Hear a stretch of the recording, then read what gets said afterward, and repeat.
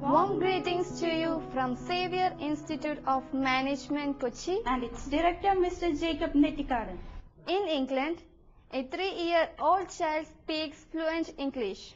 But in India and other countries, numerous postgraduates cannot speak English as much fluently, confidently and comfortably. But these poor people have to wait for a job interview to be convinced about their bankruptcy in handling English. Till that time, they and all others remain very happy with their marks and promotions. We shall introduce to you a very rare philologist who alone has a solid solution for this shameful tragedy affecting the whole world. He has made the greatest invention in language teaching, using which he has been making such rejected postgraduates speak fluent English within a few days or few weeks. The philologist will expose to the world the terrible blunder committed by the British people that has been solely responsible for bringing about the present pitiful scenario globally. He will also reveal to you hundreds of shocking and horrifying but as well thrilling facts out of his 48 years personal research at home as a hobby.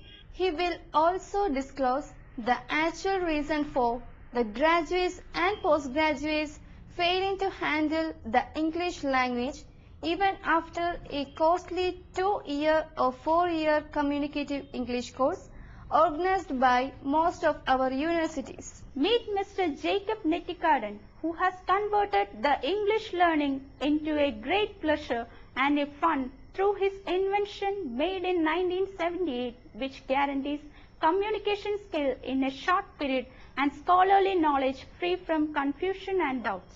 Also please meet Mr. Sunny Varapalli, a reputed trainer in Kerala. Mr. Sunny Varapalli will interview Mr. Jacob Nettikaran in front of you and prove how our postgraduates can convert their 20-year-old failure in the educational field into a wonderful and exciting success within a short period. Sir, could we know what terrible blunder did the British people commit, which has sunk the rest of the world into a miserable failure to handle English? When the British people wanted to introduce English teaching in India, they decided to import the prevailing system of English teaching from the schools of Great Britain. Actually, we need 3 items to handle English efficiently and effectively, that is, reading, writing and speaking power in English. But the Englishmen could import only the reading and writing power to India. The speaking power had to be left behind in England because the British children learned to speak English in their own homes and not in schools. Thus, the British people could import only a handicapped methodology or a crippled methodology to teach English, and the people of India and other countries unaware owned the system as it was. Here in India, our children have no chance to substitute the missing speaking power in English either at home or in the classroom.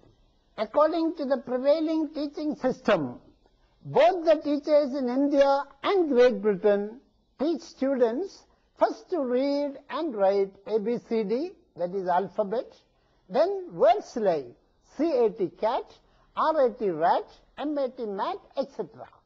After that, students are expected to read English books. The English children understand much of what they read because they get the basic knowledge in English from home before going to school. But when the Indian students read English books, they do not understand anything because they have never got the basic knowledge of English either from home or in school. I have not heard anybody telling such a reason so far. It is new to me. Is there any other reason to support your allegation?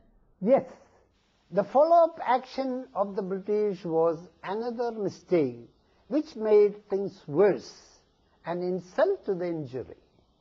What was the mistake in that follow-up action? When the first attempt ended up in a total failure like this, the teachers here took an alternative step. They showed a grammar book and told the children, "Don't worry if you have not understood what you read from the English books. Here is the grammar book. Study it. Regard it as your savior. Your problems will be over."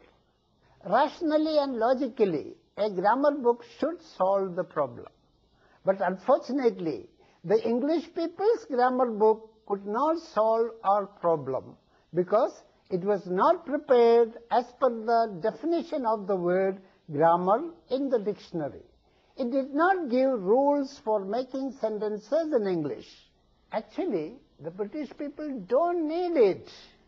Then what was that book for? That book was only meant to make the British children correct mistakes in their sentences.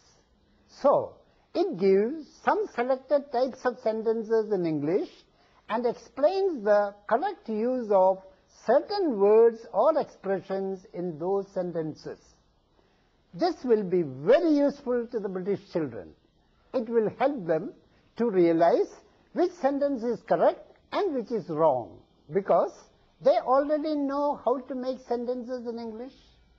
But the Indian students had no knowledge with them to be corrected because they did not learn to make sentences in English at home or in school. So, that grammar book became only a study burden for them. Therefore, the failure of the Indian students continued without any remedy. Thus, in fact, we cannot blame the postgraduates in India, China, or any other country if they do not speak English, because they did not learn to speak English either in their own homes or in schools. Look at the quality of brain of the designers of the course. The greatest pity is that not a single British scholar knew this fact for over 300 years. Their counterparts in India are very proud of their qualifications, high positions, and authority. But they also have not understood this truth and taken any remedy, though I have been telling this for the last